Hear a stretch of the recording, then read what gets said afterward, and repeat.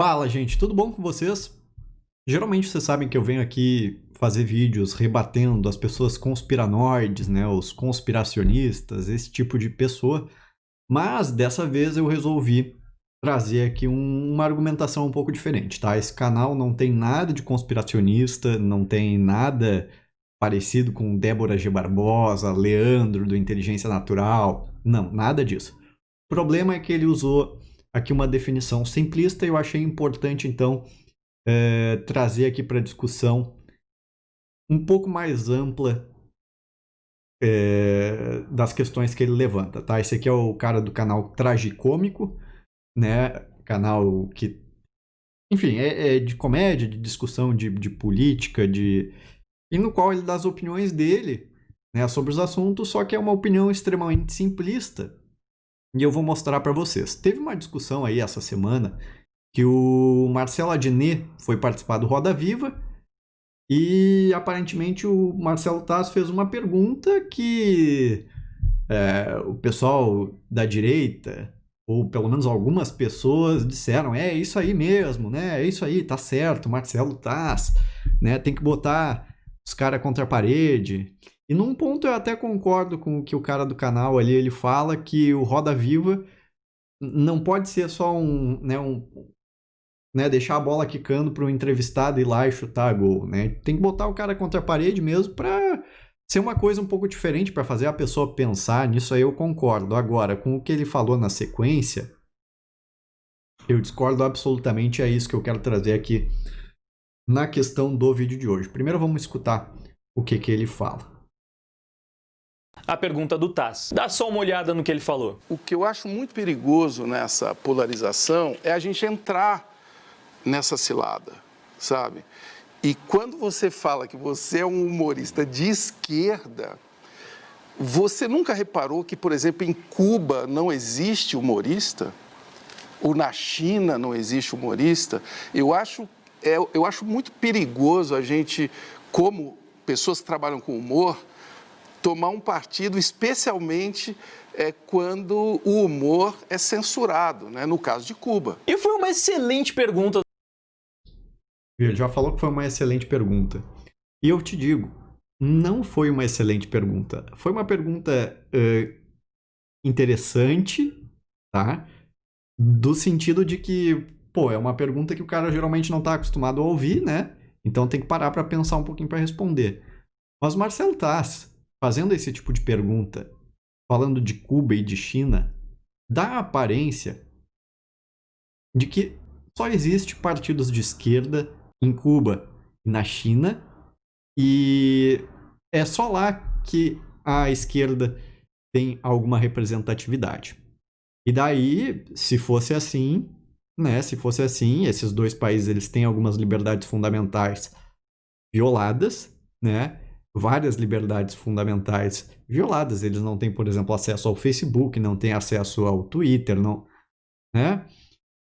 E nesse sentido, se fossem só esses dois países que têm representantes de esquerda no governo, seria certo esse tipo de raciocínio, né? Olha o perigo de você ser uma pessoa de esquerda, já que os países que são comandados pela esquerda tolhem a liberdade individual e o humor é uma das partes da liberdade individual.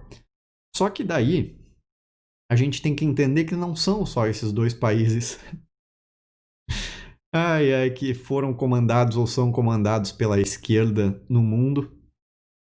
O próprio exemplo do Brasil deveria ter sido claro, né? O PT tem uma certa ligação com a esquerda, apesar de economicamente ter sido um partido muito mais ao centro, né? Foi um partido de centro-esquerda economicamente, mas nunca tolheu nenhuma liberdade individual. Tanto é que o Bolsonaro se elegeu depois da Dilma, na sequência.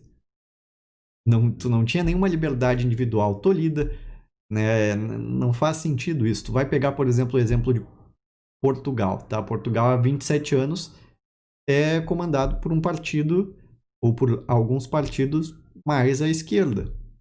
Vai pegar na história da Europa, diversos partidos de esquerda também tiveram no poder na Europa e nem por isso nenhuma liberdade individual do povo europeu, né, do povo de cada país integrante ali da Europa, sofreu algum tipo de tolimento das liberdades individuais por causa disso.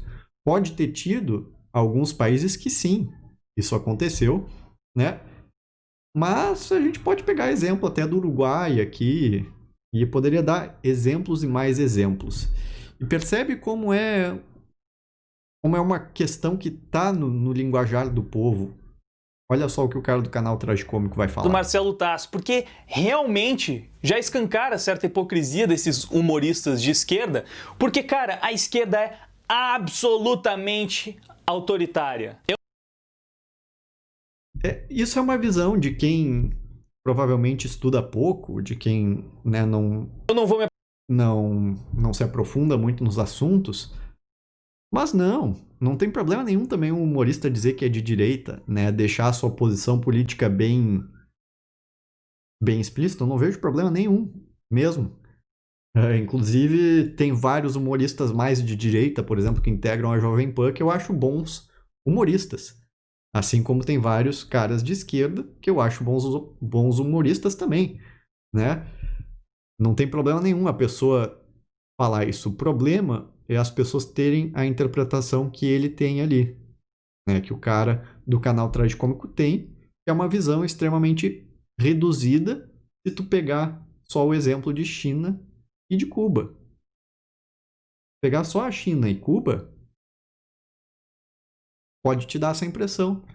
Mas se tu tem uma percepção um pouco mais aguçada da realidade, tu vai ver que isso não tem o menor sentido de tu dizer, não, partidos mais de direita são autoritários ou os partidos de esquerda são mais autoritários. O autoritarismo não está relacionado com esse espectro político. O autoritarismo está relacionado com outras coisas, né, que a gente percebe em algumas lideranças, mas que não é a questão que eu quero trazer hoje, né?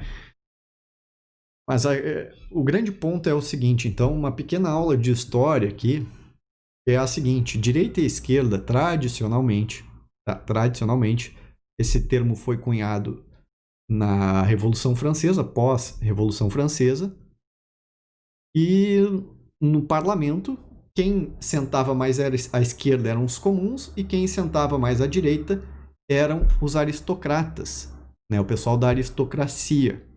Então, se a gente fosse usar a definição pós-Revolução Francesa, todo mundo, todos nós, classe média, a gente seria de esquerda nessa definição, porque a gente é parte dos comuns, a gente é parte da classe média, a gente não é aristocrata, a gente não é hoje em dia bilionário, né? Então não faria nem sentido.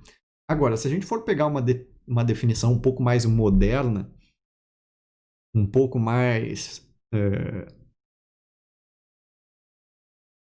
senso comum até, mais aberta e mais senso comum, geralmente o que se define como esquerda e como direita, tu pode separar em alguns aspectos, por exemplo, o aspecto político, o aspecto das tradições, o aspecto religioso, né? São diversos aspectos, diversas camadas que definem uma pessoa ser de esquerda ou de direita.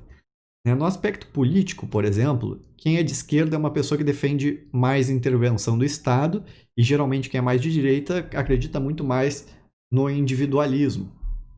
Então, por exemplo, numa questão de qual rumo seguir para o país, né? Algumas pessoas acham que o Estado tem um dever fundamental de prover as necessidades básicas para as pessoas. Geralmente o pessoal de esquerda pensa assim. Mas também tem as pessoas de direita que pensam isso, tá? Por exemplo, os liberais que são mais adeptos do Milton Friedman, né, pensam desse jeito. São pessoas que são intituladas de direita, mas nesse quesito eles têm uma congruência com as pessoas de esquerda. Elas pensam o seguinte: o Estado sim tem uma responsabilidade sobre a vida das pessoas, que é dar o mínimo, que é dar o chão, que é dar a base para que ela consiga ter sucesso na sua vida. Nisso é um aspecto de congruência. Mas, geralmente, as pessoas de esquerda elas acham que o Estado vai um pouco além disso, de não é só dar o mínimo. Então, existe esse aspecto político nesse debate não tem nada a ver com dizer que um partido de direita ou um partido de esquerda é autoritário por ser de direita ou por ser de esquerda. Geralmente, o autoritarismo ele está relacionado com outras características. Eu sugiro para ti, que é do canal Tragicômico, que parece não ser uma pessoa que, apesar de ter essa visão limitada, não é uma pessoa que se restringe a estudar, tem uma palestra do Instituto Fernando Cardoso. Tradicionalmente, Fernando Cardoso é para ser alguém mais de direita, né? O Fernando Henrique Cardoso ele é do PSDB, tradicionalmente no Brasil um partido mais de direita, com ideias mais a esse liberalismo econômico. Ele convidou um palestrante de Stanford ou de Harvard, uma dessas duas universidades, para falar sobre autoritarismo. Eu vou deixar aqui na descrição desse vídeo o link dessa palestra de 1 hora de um estudioso falando quais são as características que definem um governante autoritário. Então o cara pegou na história da humanidade os governos autoritários e procurou por pontos de que havia algo comum. Então eu recomendo que assista. É uma aula de 1 hora e não tem absolutamente nada a ver com essa esquerda é autoritária, ou mesmo o pessoal dizer não, a direita que é autoritária. Vou deixar aqui na descrição do vídeo então para quem quiser se informar um pouco mais. E se tu concordou com a pergunta do Taz, né, no sentido de que dessa polarização política, infelizmente o teu discurso